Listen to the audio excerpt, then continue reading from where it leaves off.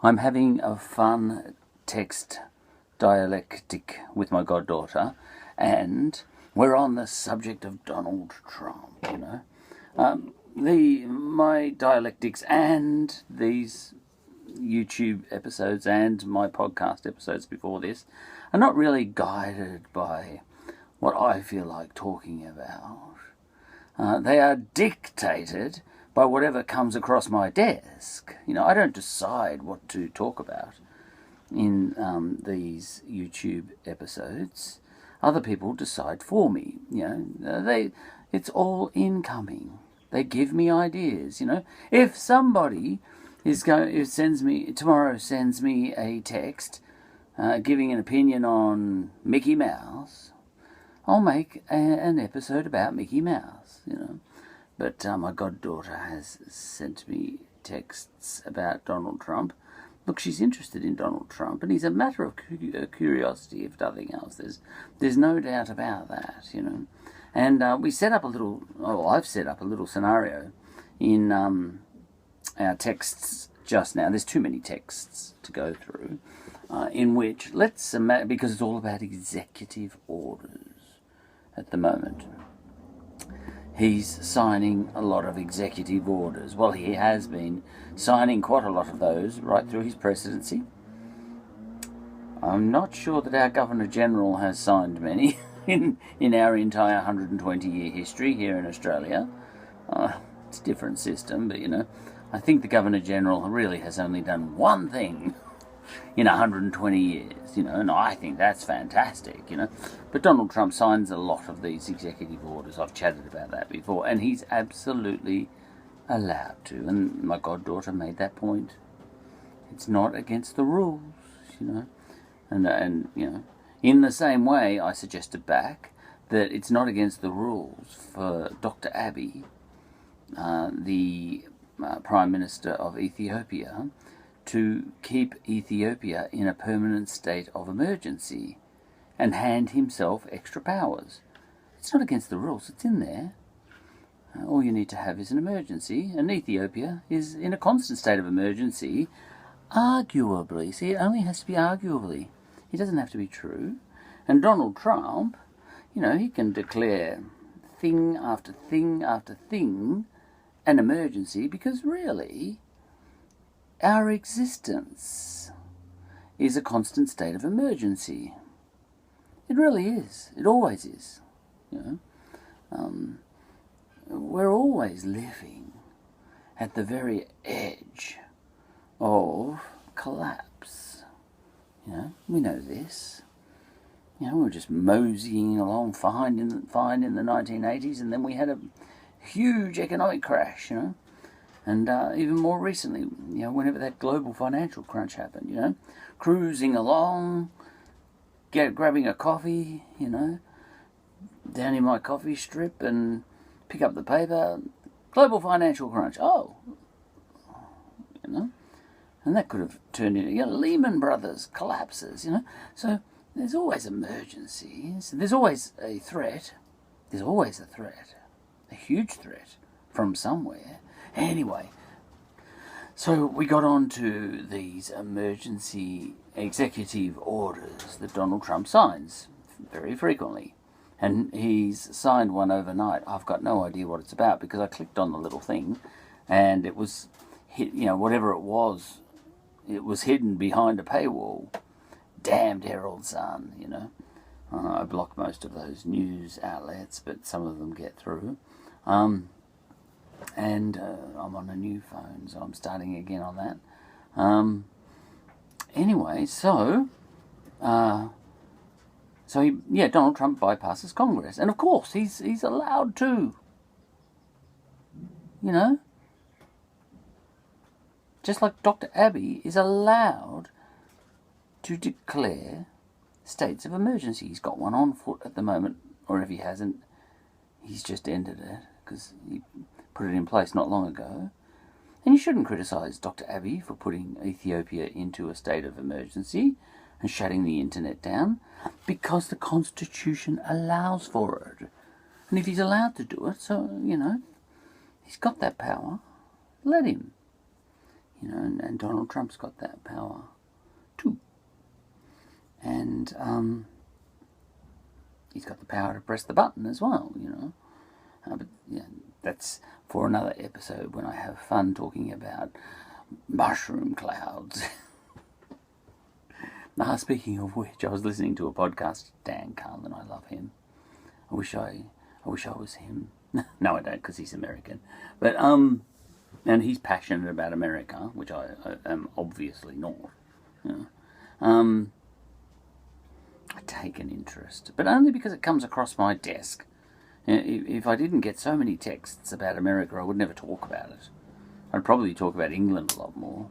You know, America is dominating my episodes a little too much, more than it should. You know, in my natural state, I tend to naturally talk about England more, you know, because it interests me more. I like England. You know. I like the French Revolution. I enjoyed thinking about that one. There's a few things I enjoy. But anyway, I end up talking about America because everyone else is.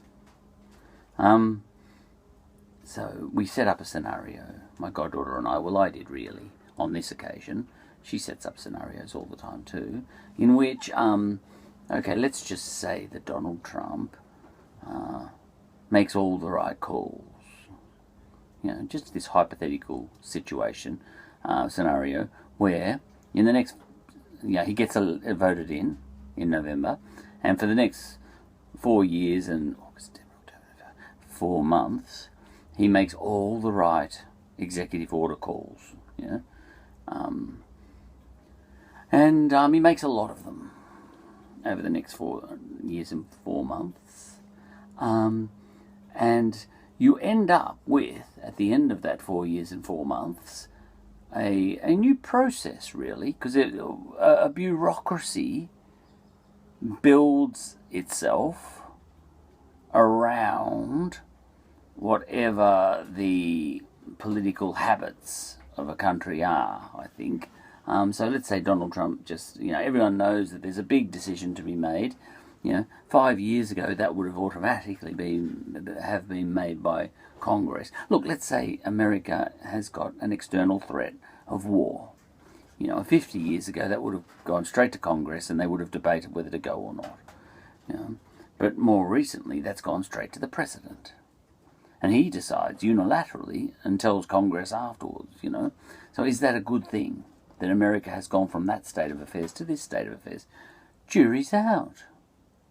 You know, it's not like things were going so swimmingly back in the old days when Congress was making a lot more calls than the president was.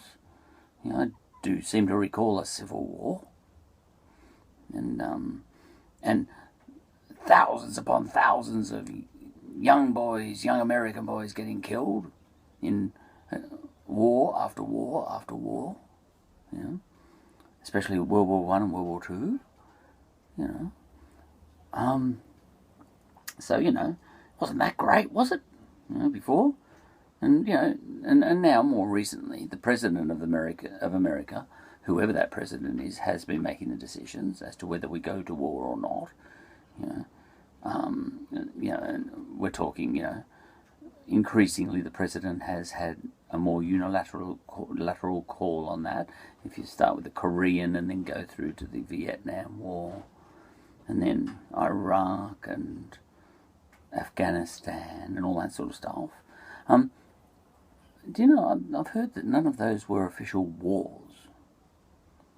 You can check that out yourself, but they're kind of they were all police operations, technically. The Vietnam War wasn't a Vietnam War. You know, a war, I think, was never declared. The last war that was declared was World War II. And I think all those others have been police operations. And I think there's a very smart reason for that. Like we tend to call them wars because they looked a lot like wars, didn't they? And the Vietnam War, for example, is referred to by the Vietnamese as the American War. You know, that sort of thing. What's in a name? You know, just because you call it a war doesn't mean it's a war. And the reason for that is the declaration of something as a war, since nuclear power has come to, you know, has come into the game. since the bomb, since Hiroshima, 75 years ago, plus about 5 days. War, it will be very difficult for all the players around the world to have a war, a proper declared war, without actually starting to use nuclear bombs. There's reasons for that apparently. Everything has to be a skirmish. It's not a war. And we had a fantastic example of that recently, because it's too scary to go to war. So when you want to actually have a Barney with someone else, you have to just call it a skirmish, basically, or a police operation, essentially, an international policing operation, and I think our soldiers have had that feeling, we feel like policemen over there in Afghanistan or Iraq, and it felt like that. And even in the Vietnam War, a lot of the time, the American soldiers felt like they were patrolling the streets like policemen. But that's a whole other story. Anyway, so it's come to pass, yes, that presidents in America, well, not only do they get to declare war, but, well, increasingly, they get to make all sorts of other decisions that used to be made by Congress. Now, as to whether that's a good idea or a bad idea, the jury's out. That's the dialectic we're having at the moment. Who makes the better decisions? The president, a single person, or a Congress? One fool or 150 fools, Does a committee always get it right? Well, no. Sometimes one person does come up with a better result. Get a committee to write a Mozart symphony, and it'll be nowhere near as good as a Mozart symphony. So there's that.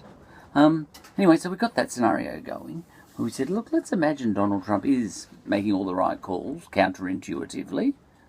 And I happen to think that he was, even though it was counterintuitive, he seemed to be saying all the wrong things and doing the exact opposite of what common sense would dictate. This is before the coronavirus came along, COVID-19.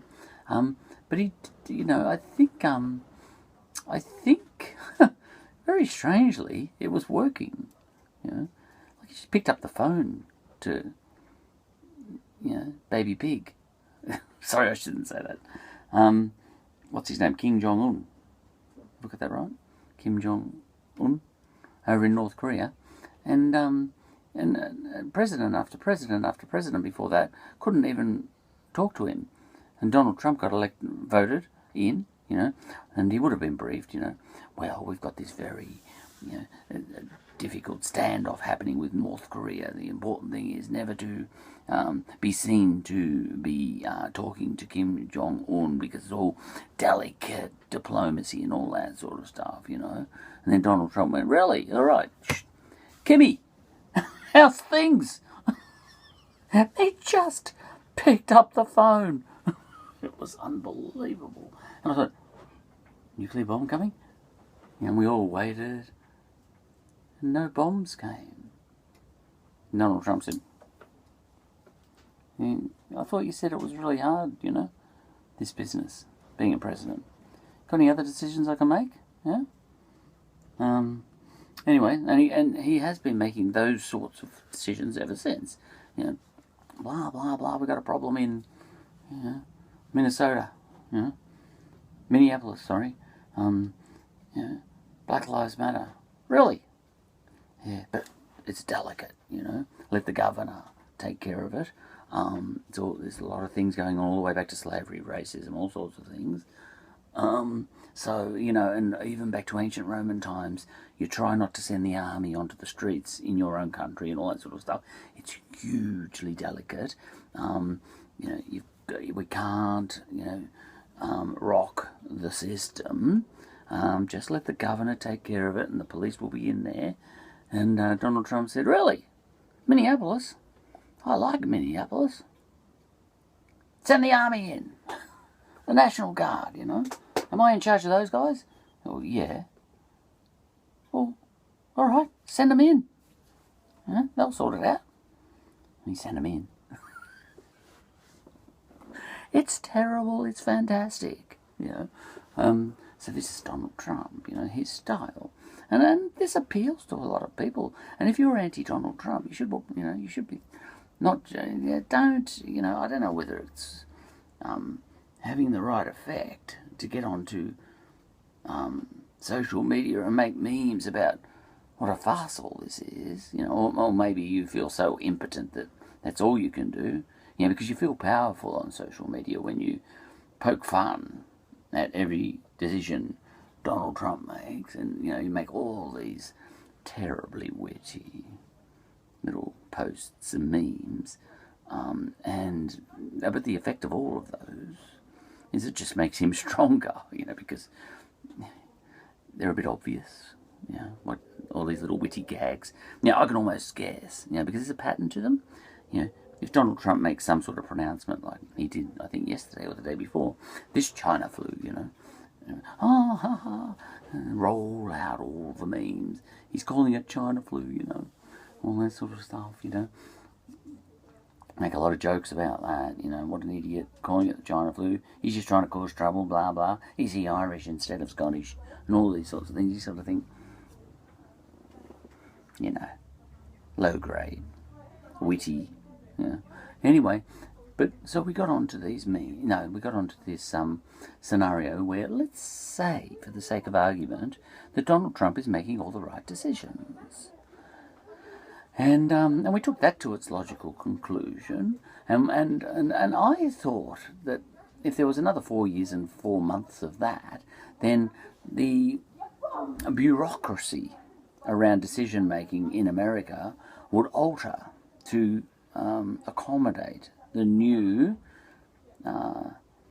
political habit of the president having first bite at the cherry, first right of refusal on all important decisions, and then Congress picking up, all the less important stuff, and then what would rather than Congress being given first right of refusal, and then making the wrong decision, and then Donald Trump coming in and giving an executive order to override that, I think you'd have a shift where all important decisions would go up to the president first, and then he would have, he would sort that into two piles. I'll take care. All right, this one, yep, I'll decide on that one. I'll decide on that. I'll decide on that. All right, that one to Congress, and what's that one to do with waste disposal? All right, Congress. And what's this one? Childcare, Congress. What's this one? War with North Korea. Oh, that's mine. And you end up with a pile like this for Donald Trump and a pile like this for Congress. And but the point is, it's gone to the president first, and then the president sorts out what should be dealt with by him and what should be dealt with by Congress before Congress makes the wrong decision. And that would be an alteration. That would be the system altering. It's just a slight change of focus, isn't it? But it would be the end of the Republic, the experiment that was the Republic of the United States of America, and you would have an empire. But then we got on to, with an emperor at the top, an emperor, Donald Trump. But then, you can be too quick to say, oh no, we can't do that, because, that's the death, that's a revolution, isn't it? Even if it's a bloodless revolution, it's a revolution because you've got a new system. That'd be like getting rid of the Queen in England, but it's not necessarily a bad thing, which is where the dialectic's going at the moment. That's where the texts are up to. We haven't got any further. But, the Roman Republic, it was actually a goddamned mess, for 100 years leading up to when the Republic was put to the sword. It was never declared over, really, at the time. But the Republic, Rome was racked with civil war and all that sort of stuff. In the last 100 years of the Republic, when Rome turned on itself, when the Republic turned on itself, and then finally, a great man came along, Julius Caesar, first. He's a populist, and And he appealed directly to the people, did Julius Caesar. And the senators were a kind of a Democrat mafia sort of arrangement back then. You know, and they wanted to keep the the elite system in play, where just 4 or 5 or 6 families owned all of the Roman Empire. It was still an empire, even though it was a republic. What's in a word, and Cicero, I've got some of Cicero's writings here in the shed somewhere, falling apart, as a lot of my books are. You can just read what he wrote, and I've got Julius Caesar's writings too. It's funny, 2,000 years ago, and you got their writings. We haven't even got that for Jesus. I'm not sure that he was literate. I think he would have been. He was a pretty he was a proper Jew, so he might have learnt to write. But I think his apostles weren't very literate. But anyway, that's a whole other story. But we're talking just before Jesus, and anyway, so Cicero was argued stridently for the Republic, because it did have some beautiful ideals, the Republic. It just wasn't playing out that way, but the idea of the Republic was good. It was just not working out that way in practice, and Cicero said, listen, we need to keep on to the ideals, and just us 6 families owning all of everything, all the wealth, like a Democrat. Well, Republicans are rich too, but that's a whole other story. Like an establishment person, Donald Trump's rich too, Anyway, capitalism is a different episode. And this was mafia back then. But the point is, you could say, Donald Trump is putting the Republic at risk. And you kind of say, well, so was Julius Caesar putting the Republic at risk. In fact, and the senators back then were so keen. He was such a risk, appealing directly to the people, they stabbed him. And each senator had to stab him once each, to make it formal. So they were all in it, and then they were elated that they had stabbed Julius Caesar, a little bit like all the senators these days, or in Congress or whatever, would be elated if they got a chance to stab Donald Trump, and they would come out on the steps of Congress and announce it to all the people, which is what the senators did back in Julius Caesar's time. We have killed the tyrant who's making all these executive orders, taking our land off us and giving it to the people, which is what Julius Caesar was doing, by the way. And Donald Trump's doing something similar to that. He's ruining the establishment, and that's what Julius Caesar was doing, wrecking the establishment. He was a disruptor.